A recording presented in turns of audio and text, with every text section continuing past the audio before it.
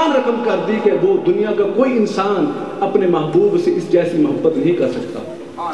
وہ کیا کیا؟ ایک مقام پر حضرت عبداللہ بن عمر رضی اللہ تعالیٰ عنہ اپنی اونٹنی اپنی سواری کو لے کر چکر دے رہے ہیں۔ کسی نے پوچھا عبداللہ بن عمر رضی اللہ تعالیٰ عنہ سے کہ ظاہری کوئی سبب نظر نہیں آتا، مگر کیا وجہ ہے کہ آپ اس مقام پر اپنی اونٹنی کو چکر دے رہے ہیں؟ فرماتے ہیں کہ مجھے بھی کوئی پتہ نہیں، وجہ یہ ہے کہ میں نے اپنی آنکھوں سے دیکھا تھا کہ اسی چٹیل میدان میں مصطفیٰ جان رحمت اپنی اونٹنی کو چکر دے رہے تھے، مجھے کوئی سبب اور نظر نہیں آتا مگر اپنی عشق اور محبت کی وجہ سے مجبور ہوں اس مقام پر ذات مصطفیٰ کی سنت ادا کر رہا ہوں۔ حاضرین مکرم،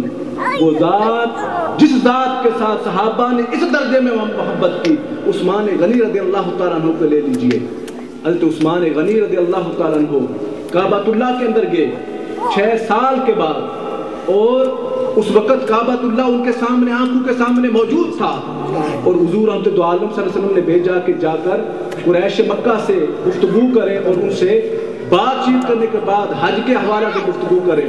اور فرمایا جب گفتگو کی تو اس وقت انہوں نے اجازت نہ دی۔ جب حضرت عثمان غنی رضی اللہ تعالیٰ عنہ کعبۃ اللہ سے، کعبۃ اللہ رب کا گھر سامنے آنکھوں کے سامنے موجود ہے، جب وہاں سے چلنا شروع کیا تو قریش مکہ میں سے کسی نے کہا کہ عثمان کافی عرصہ کے بعد آئے ہو،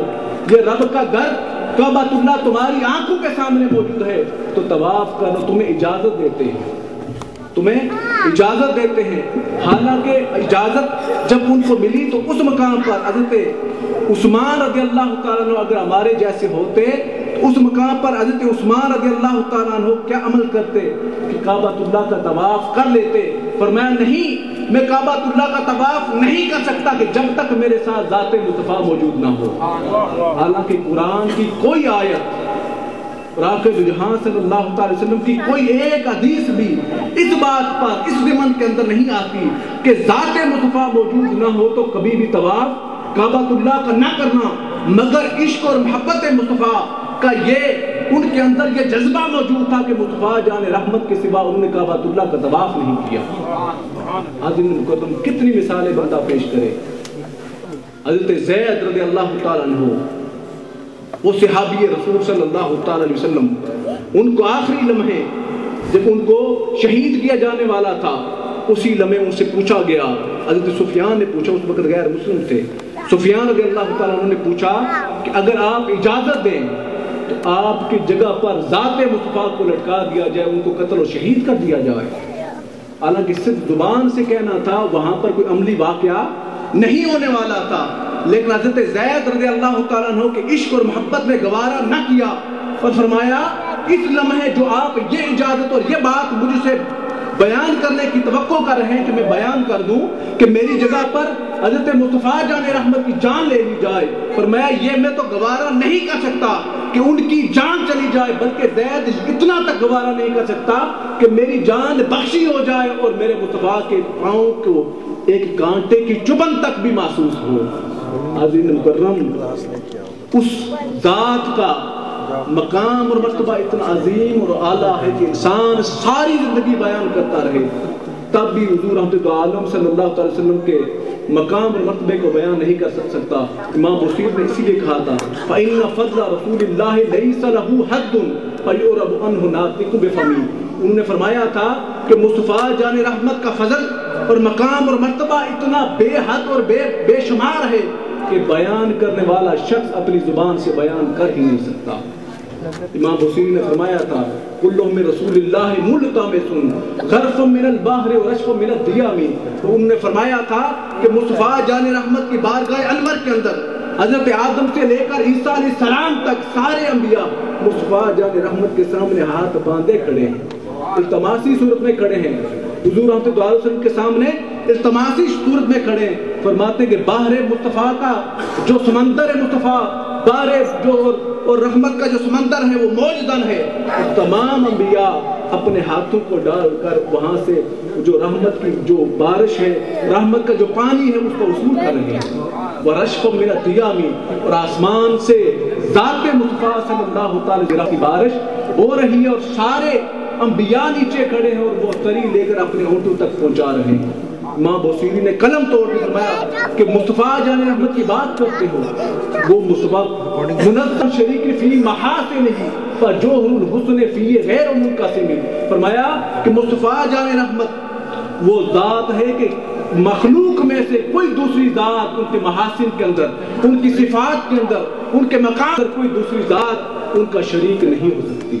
اور جوہر الحسن فی غیر منقسم، اور جوہر مصطفیٰ تقسیم ہونے والا نہیں۔ اللہ سبحانہ وتعالی ہمیں ذات مصطفیٰ کے ساتھ تعلق قائم کرنے کی توفیق عطا فرمائے۔ وما علینا الا البلاغ المبین۔ قبل اس کے اس پروگرام کو مزید آگے بڑھایا ہے، دو اعلانات آپ کے سامنے پیش کرنے کی۔ ایک انجمن غلامان نے حضرت عباس رضی اللہ تعالیٰ عنہ رجسٹرڈ نارتھ ہیمپٹن کے زیر اہتمام اتوار 1 بجے دن catering road community centre opposite euro shop محفل میلاد پاک کا اہتمام کیا گیا ہے۔ تمام احباب کو شرکت کی دعوت۔ اور دوسرا اعلان جو محمدیہ مشن نارتھ ہیمپٹن یو کے جشن آمد رسول مورخت 30 مارچ بروز اتوار بوقت 5 بجے ریکٹری فارم کمیونٹی سینٹر میں منایا جائے گا، جس میں بھی آپ تمام احباب کو شرکت کی دعوت دی جاتی ہے۔ اب بلا تاخیر پاکستان لاہور سے تشریف لائے ہوئے ہمارے مہمان نعت خواں جناب شہزاد ناگی صاحب سے درخواست ہے کہ آقا علیہ الصلوۃ والسلام کی بارگاہ میں بے کس سپنا میں ہدیت پیش کریں۔ نعرہ تکبیر، نعرہ رسالت، صلی اللہ علیہ یا رسول اللہ۔ السلام علیکم حضرت، اتنی خاموشی، سرکار کی ولادت کا یہ جشن منایا جا رہا ہے، یہ ٹھیک نہیں ہے، ذرا محبت کے ساتھ اللہم صلی علی سیدنا محمد و علی آلہ و صحبہ وسلم۔ اللہم صلی علی سیدنا محمد و علی آلہ و صحبہ وسلم۔ زندگی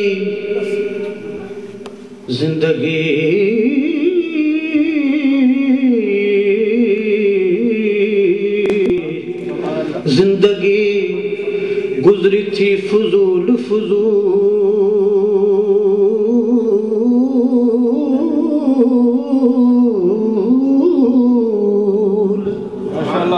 زندگی،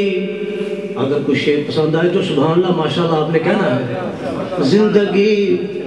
گزری تھی فضول، نہ ڈھنگ جینے کا تھا نہ کوئی اصول ہوا رحمتوں کا جب نزول، میں بارگاہ میں پہنچا بہت دور، میں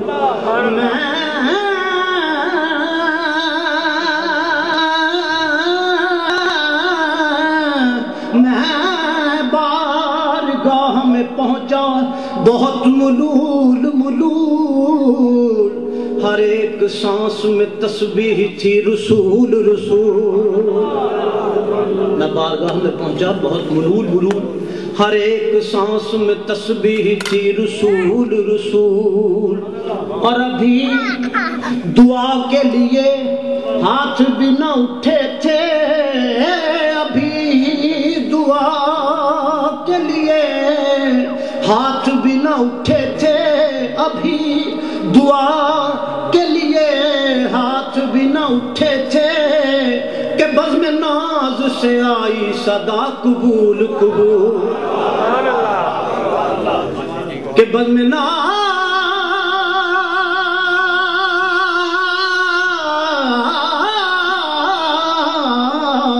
سے آئی صدا قبول، جہاں چٹکتی ہیں کلیاں، حضرت صاحب سلام اس پر کہ بزم میں قسمت نہیں سوتی، سبحان اللہ کہیے نا، سلام سلام اس پر کہ جس کی بزم میں قسمت نہیں سوتی، سلام اس پر کہ جس کے ذکر سے ہوتی، ناز سے آئی صدا